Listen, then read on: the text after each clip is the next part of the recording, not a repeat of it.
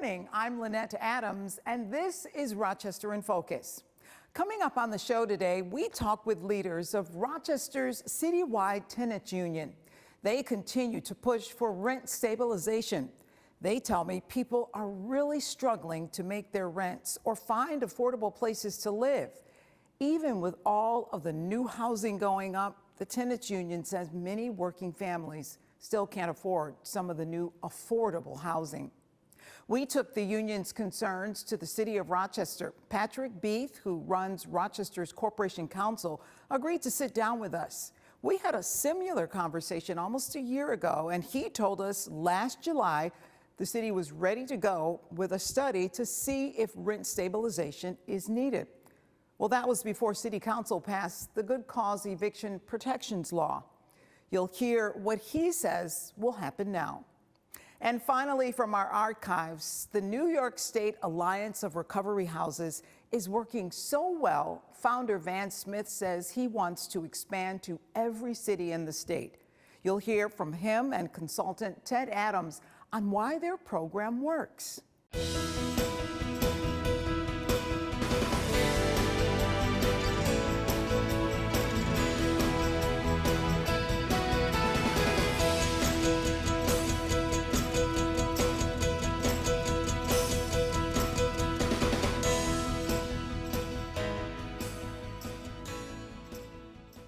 A year ago, the Rochester City Council passed a measure allowing rent stabilization in the city. And we're talking today with the Rochester Citywide Tenants Union.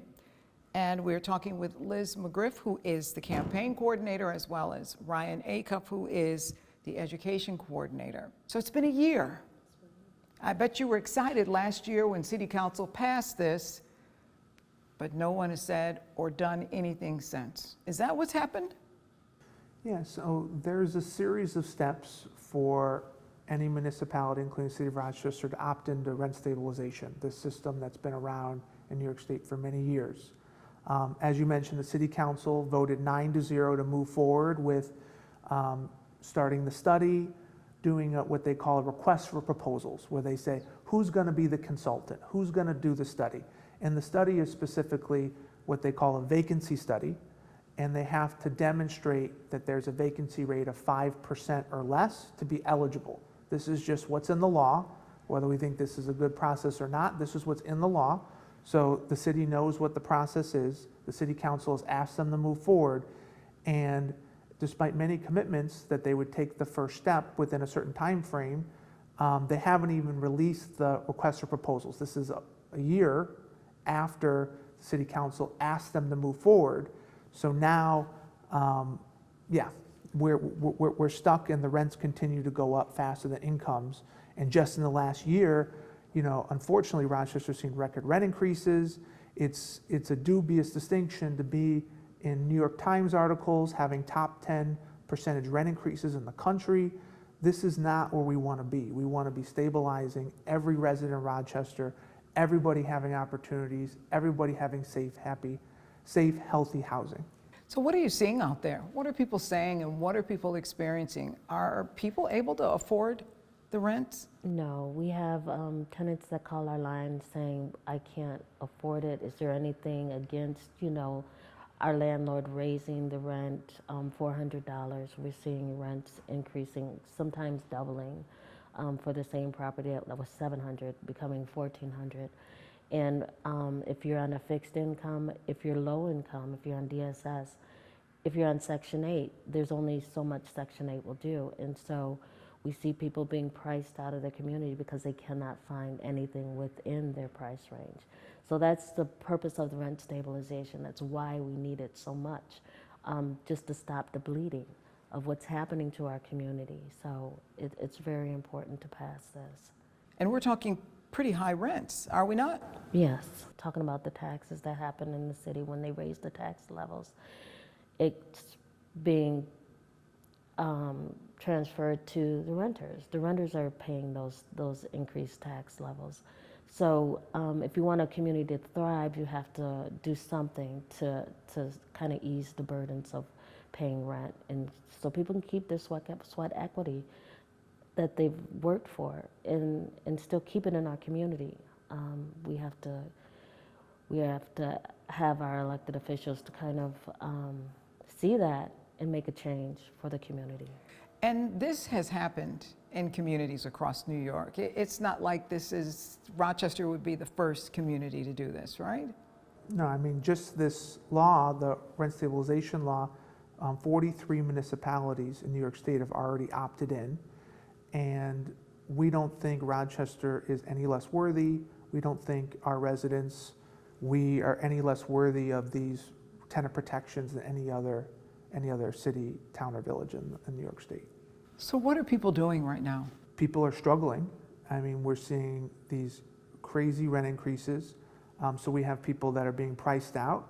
We also have a lot of people living in very substandard housing who say they want to move, but actually they can't move because the rents have gone up in all these other places. So we have people that are being displaced, and then we have a whole nother group of people that are trapped in slum conditions because the rents have gone up so much that they want to move, but there's really no options.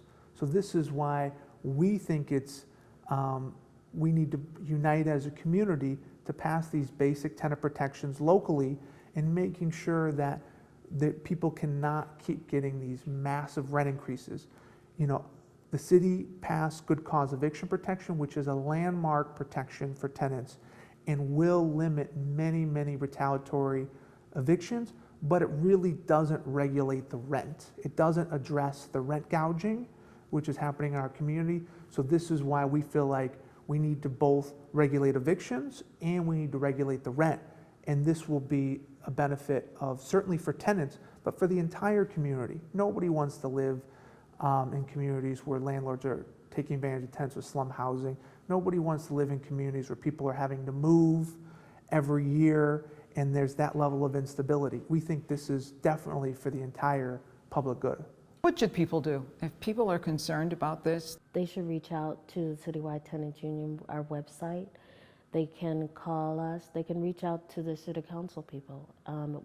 Depending on which area you live in, they can give them a call and say, hey, the rent's too high. What are you going to do about it for this community? How are you going to help us? Because, you know, like I said, you know, if you're an elected official, the people, we are the largest number of people in this community of voters, 64%. So our voices are not being heard. And if the developer voices are being heard over ours, then it says a lot about our community and our community leaders. They're not listening to the people. We'll be right back.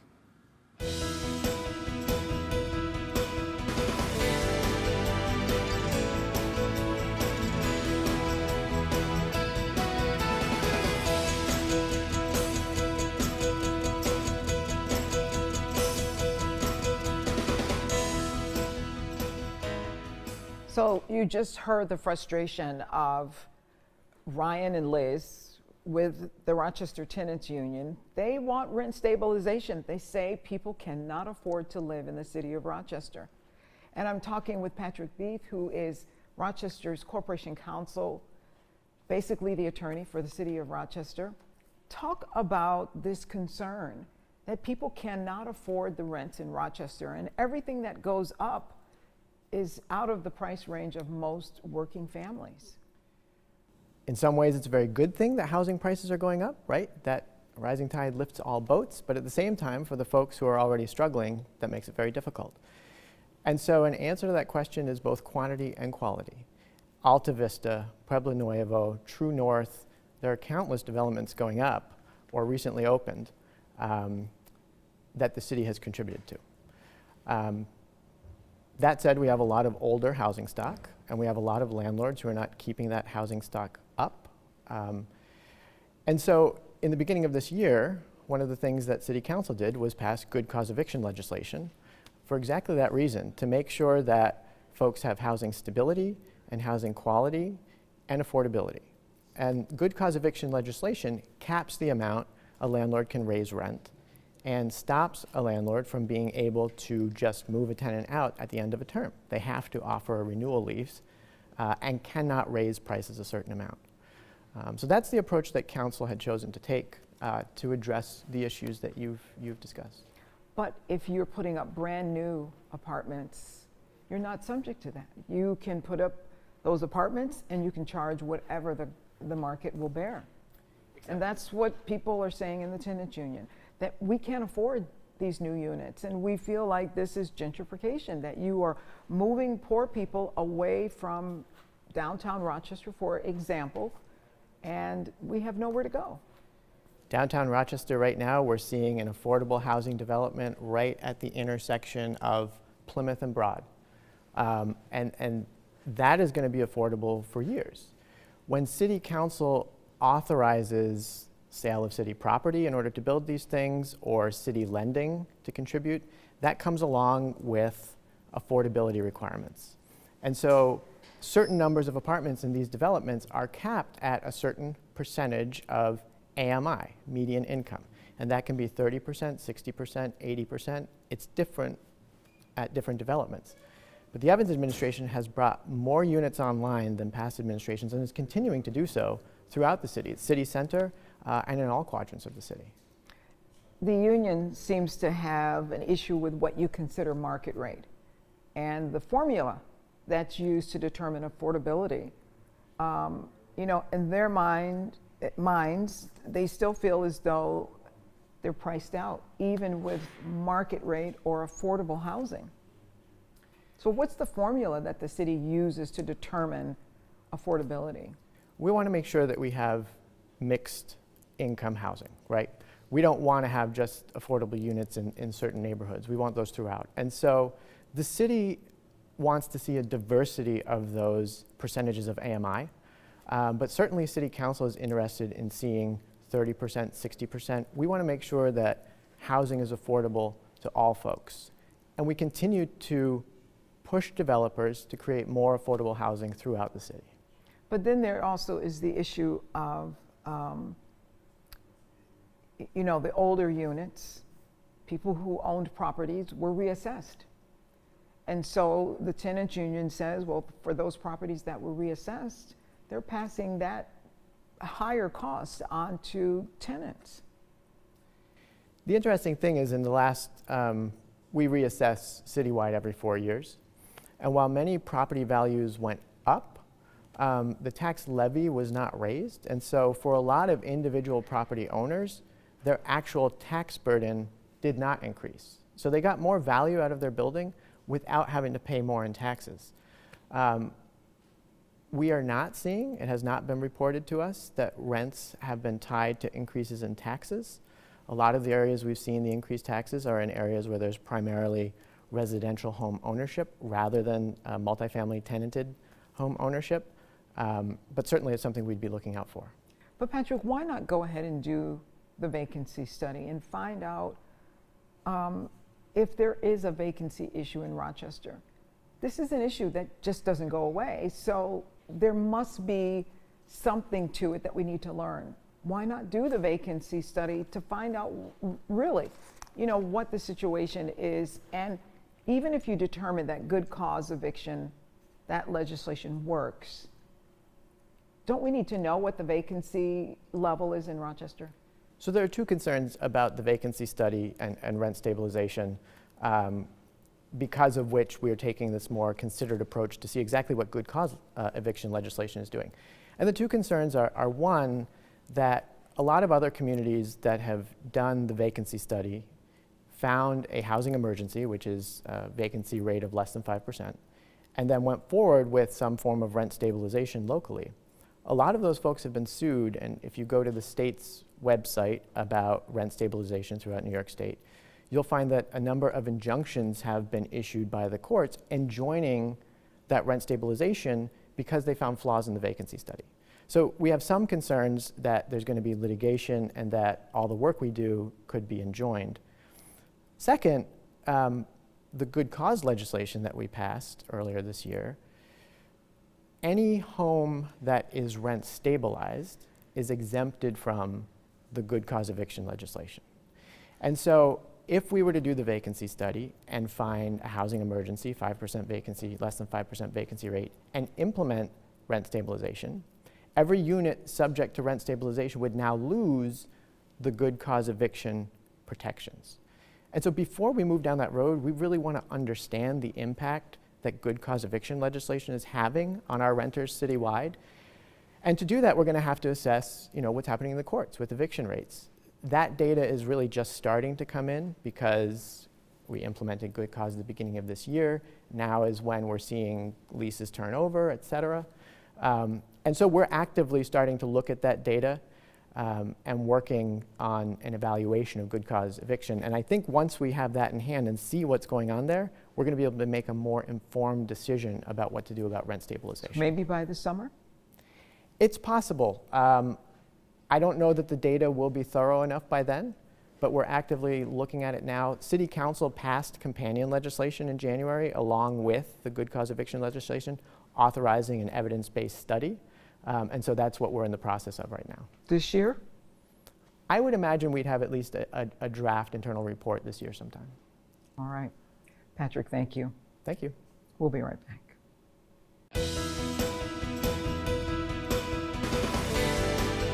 Today, we're talking about the recovery houses of Rochester. It's a program that's working so well that Van Smith, who was the president and CEO, wanted to take this model statewide and created the New York State Alliance of Recovery Residences.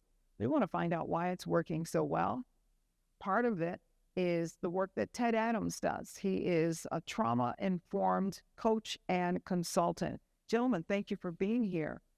So why has the recovery houses of Rochester been working so well? Well, when we talk about the model, it's all based on relationships. We talk about the social model of recovery. It's about that therapeutic value of one individual helping another live this new way of life. What that involves is just not a one-way type relationship. We, as individuals, we sometimes agree, we sometimes disagree, but oftentimes the imbalance comes when people that are experiencing this new way of life have not necessarily been given the skills to handle situations. And we ourselves, we're not always equipped to handle situations when we're living with vicarious trauma. And we want to be clear that you provide help for people with substance use disorder as well as mental health disorders. Yes, we actually offer a number of services. We talk about life skills, when we talk about peer engagement, when we talk about peer support, we talk about the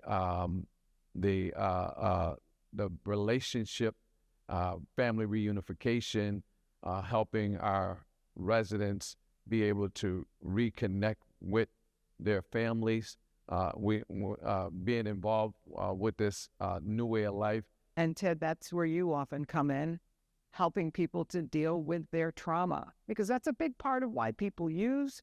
And sometimes it's mental health disorders that have gone undiagnosed, right? Exactly. We all have our own lived experience. And for some of us, those lived experiences can turn into trauma. Again, we all deal with adversity, but how we individually experience it can actually have these negative ramifications. And so helping people to recognize, hopefully, where it started from, so we don't repeat this, later in life or pass this on from generation to generation. Being able to name what's going on right now so we can figure out a game plan. And I think that's where Recovery House really comes into play. And like Van said, being able to really hone in on connection, because as human beings, we thrive off connections. So Van, you'd like to take this on the road, in a big way. And Yes. there are 4 other recovery houses across New York State, but what's your vision? Recovery housing based on the social model. And I'm happy to share that the Office of Addiction Services, OASAS, the New York State organization that provides Clinical Services has now released a voluntary certification for recovery housing.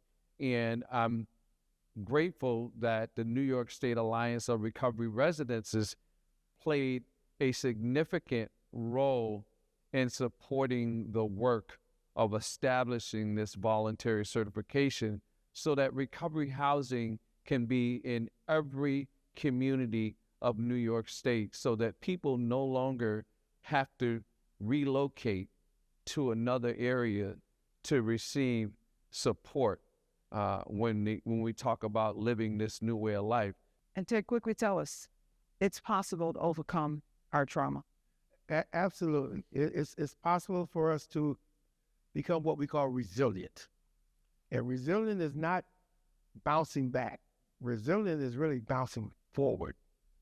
So taking what I've learned and adding that to my repertoire, what I now have the skills, and being a little bit better and a little bit better.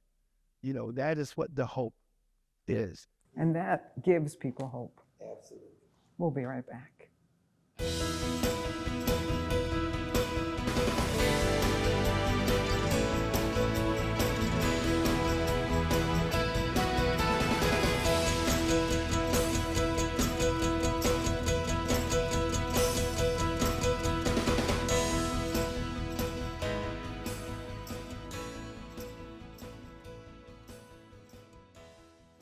If you would like to join us as a guest on Rochester in Focus, you can reach the News 10 NBC newsroom at 232-1010. We'd love to hear from you. You can also email us directly at riff@whec.com. Well, that's all the time we have. Until next Sunday, stay safe and have a great week.